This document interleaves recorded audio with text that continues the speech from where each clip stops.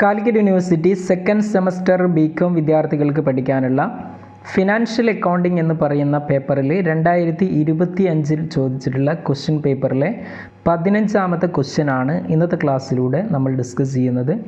അപ്പോൾ നമുക്ക് നേരിട്ട് ക്വസ്റ്റ്യനിലേക്ക് പോകാം. 15ാമത്തെ ക്വസ്റ്റ്യൻ തന്നിട്ടുള്ള ഇതാണ്: from the following information calculate the income from subscriptions for the year ending December 2000 and show them in income and expenditure account of A club. Okay, ഇതാണ് ക്വസ്റ്റ്യനിൽ പറഞ്ഞിട്ടുള്ളത്. ഇപ്പോൾ ഇവിടെ നമുക്കൊരു റിസിപ്റ്റ് ആൻഡ് പേയ്മെൻറ്റ് അക്കൗണ്ട് തന്നിട്ടുണ്ട്. അതിൽ ഒന്നാമത്തെ 2 സബ്സ്ക്രിപ്ഷൻസ് എന്ന് പറഞ്ഞ് 1999 5,000, 2000 30,000, 2001 6,000, ടോട്ടൽ 41,000. ദെൻ അഡീഷണൽ ഇൻഫർമേഷൻ ആയിട്ട് subscription outstanding on December 31 1999 6,000, subscription outstanding on December 31 2000 5,000, subscription received in advance on December 31 1999 6,000. ഇത്രയും കാര്യങ്ങളാണ് തന്നിട്ടുള്ളത്. ഇതിനെ ബേസ് ചെയ്തുകൊണ്ട് നമ്മൾ എന്ത് കാൽക്കുലേറ്റ് ചെയ്യണം? സബ്സ്ക്രിപ്ഷൻ കാൽക്കുലേറ്റ് ചെയ്യണം. Single entry system of accounting എന്ന് പറയുന്ന ചാപ്റ്ററുമായിട്ട് ബന്ധപ്പെട്ട ഒരു ക്വസ്റ്റ്യൻ ആണിത്. സിംഗിൾ എൻട്രിയുമായിട്ട് ബന്ധപ്പെട്ട എല്ലാ കാര്യങ്ങളും നമ്മൾ ഓൾറെഡി നേരത്തെ ഡിസ്കസ് ചെയ്തിട്ടുണ്ട്. അതിൻ്റെ ലിങ്ക് ഞാൻ ഡിസ്ക്രിപ്ഷൻ ബോക്സിൽ കൊടുക്കുന്നുണ്ട്. ആ ക്ലാസ്സുകൾ നന്നായിട്ട് വാച്ച് ചെയ്യുക. അങ്ങനെയാവുമ്പോൾ നിങ്ങൾക്ക് സബ്സ്ക്രിപ്ഷനുമായിട്ട് ബന്ധപ്പെട്ട എല്ലാ കാര്യങ്ങളെക്കുറിച്ചും കൃത്യമായിട്ട് മനസ്സിലാവുന്നതാണ്. അപ്പോൾ നമുക്ക് നേരിട്ട് ഈ ഒരു ക്വസ്റ്റ്യൻ എങ്ങനെയാണ് വർക്കൗട്ട് ചെയ്യുക എന്നുള്ളത് നോക്കാം. അപ്പോൾ ഈ ഒരു ക്വസ്റ്റ്യൻ വർക്കൗട്ട് ചെയ്യാൻ നമ്മൾ ശ്രദ്ധിക്കേണ്ടത് 2000 ആണ് നമ്മുടെ ഇയർ എന്ന് മനസ്സിലാക്കുക. ക്വസ്റ്റ്യനിൽ നിങ്ങളോട് പറഞ്ഞ ഇയർ എത്രയാണ്? 2000 ആണ് ഇയർ വരുന്നത്. അപ്പോൾ 2000 സബ്സ്ക്രിപ്ഷനുമായിട്ട് ബന്ധപ്പെട്ടതെല്ലാം നമ്മൾ എന്ത് ചെയ്യണം? ആഡ് ചെയ്യണം. എല്ലാത്തതിനെ എല്ലാം എന്ത് ചെയ്യണം? ലെസ് ചെയ്യണം. ഇവിടെ നിങ്ങൾ ശ്രദ്ധിക്കേണ്ട ഈ ഒരു പോയിൻ്റാണ്.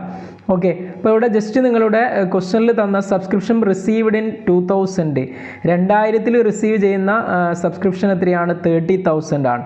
അതിന് നമ്മൾ എന്ത് ചെയ്യണം? ആഡ് ചെയ്യണം. ദെൻ അതിൻ്റെ കൂടെ സബ്സ്ക്രിപ്ഷൻ ഔട്ട്സ്റ്റാൻഡിങ് ഓൺ ഡിസംബർ 31 2000, അതായത് ഡിസംബർ 31 2000 ഔട്ട്സ്റ്റാൻഡിങ് ആയിട്ട് കിടക്കുന്നത് എന്ന് പറഞ്ഞാൽ നമുക്ക് കിട്ടാനുള്ളത് ആയിട്ട് കിടക്കുന്നത് എത്രയാണ്? 5,000 ആണ്. അതിന് നമ്മൾ എന്ത് ചെയ്യണം? ആഡ് ചെയ്യണം. എന്ന് പറഞ്ഞാൽ അത് ഈ വർഷത്തിൻ്റെ കൂടെ വരേണ്ടതാണ്. ഓക്കെ, 2000 വരേണ്ടതാണ്. ഇനി ഇവിടെ ശ്രദ്ധിക്കേണ്ടത് സബ്സ്ക്രിപ്ഷൻ ഔട്ട്സ്റ്റാൻഡിങ് ഓൺ ഡിസംബർ 31 1999 1999 വരുന്ന ഔട്ട്സ്റ്റാൻഡിങ് എന്ന് പറയുന്നത് 2000 ബന്ധപ്പെട്ട ഇൻകം അല്ല. അപ്പോൾ അതുകൊണ്ട് തന്നെ അതിനെന്ത് ചെയ്യണം? നമ്മൾ 6000 എന്ന് പറയുന്ന എമൗണ്ടിനെ ലെസ് ചെയ്യണം. ഇനിയുള്ളത് സബ്സ്ക്രിപ്ഷൻ റിസീവ്ഡ് ഇൻ അഡ്വാൻസ് 31 1999 ആണ്. 1999 ഡിസംബർ 31 അഡ്വാൻസ് ആയിട്ട് സബ്സ്ക്രിപ്ഷൻ കിട്ടി എന്ന് പറഞ്ഞാൽ അഡ്വാൻസ് ആയിട്ട് 99 കിട്ടുക എന്ന് പറഞ്ഞു കഴിഞ്ഞാൽ അത് 2000 ഇൻകമാണ്. 2000 അതായത് നെക്സ്റ്റ് ഇയറിൽ വരുന്ന ഇൻകമാണ്. അതാണ് അഡ്വാൻസ് ആയിട്ട് കിട്ടുന്നത് എന്ന് പറഞ്ഞാൽ 2000 ഉൾപ്പെടേണ്ടതാണ്. അപ്പോൾ അതിനെ നമ്മൾ എന്ത് ചെയ്യും? അതിനെ നമ്മൾ ആഡ് ചെയ്യുന്നു. ഓക്കെ, അപ്പോൾ അതിനെ നമ്മൾ ആഡ് ചെയ്യുന്നു. Then subscription received in advance four 2001 2001 കിട്ടേണ്ട ഇൻകം അഡ്വാൻസ് ആയിട്ട് നമുക്ക് എന്ത് ചെയ്യുന്നു? 2000 കിട്ടുന്നു എന്ന് പറഞ്ഞാൽ 2000 വരേണ്ടതല്ല. അപ്പോൾ അതിനെ നമ്മൾ എന്ത് ചെയ്യണം? മൈനസ് ചെയ്യണം. ഓക്കെ, അപ്പോൾ ഇത്രയും കാര്യങ്ങൾ നമ്മൾ ചെയ്ത് കഴിഞ്ഞാൽ ലാസ്റ്റ് അതായത് 30,000 കൂടെ 5,000 ആഡ് ചെയ്യുന്നു.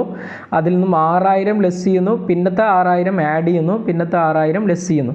അപ്പോൾ നമുക്ക് 29,000 എന്ന് ആൻസർ കിട്ടും.